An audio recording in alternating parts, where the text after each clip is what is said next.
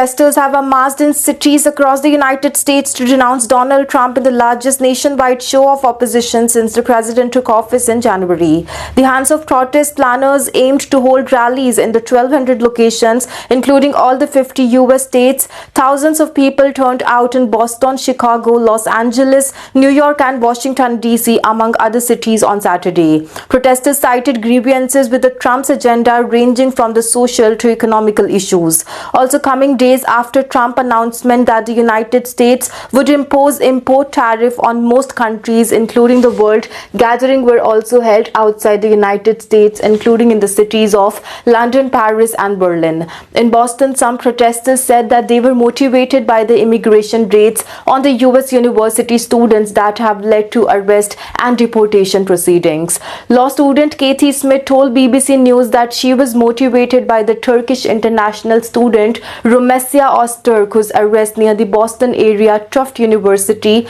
by masked U.S. agent was caught on camera last month.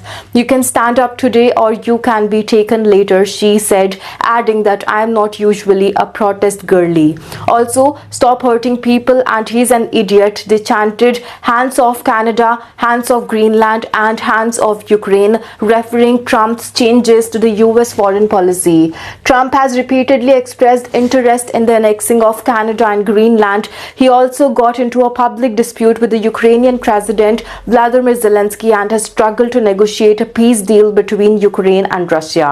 In the Washington, D.C., thousands of protesters gathered to watch speeches by the Democratic lawmakers. Many remarks focused on the role played in the Trump administration by the wealthy donors, most notably Elon Musk, who has served as an advisor to the president and spearheaded an effort to dramatically cut spending and federal workforce. Also, Florida Congressman, that is Maxwell Frost, denounced the billionaire takeover of our government.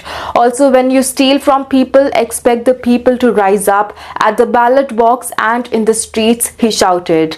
The protest comes after a bruising week for the president and his allies.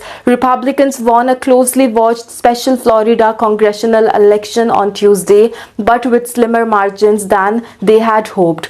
Also, Wisconsin voters elected a Democratic judge to serve on the state Supreme Court, roundly rejecting a Musk-backed Republican candidate by almost 10 percentage points. In both states, Democrats sought to tap into voters' anger towards the Trump administration policies and Elon Musk influence.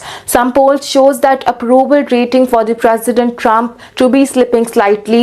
One Reuters Ipsos poll released earlier this week found that his approval rating had dropped to 43%, its lowest point since Trump began his second term in January. When he was inaugurated on the 20th of January, his approval rating was 47%. The same poll found that 37% of Americans approve of his handling of the economy, while 30% approve of his strategy to address the cost of living in the United States.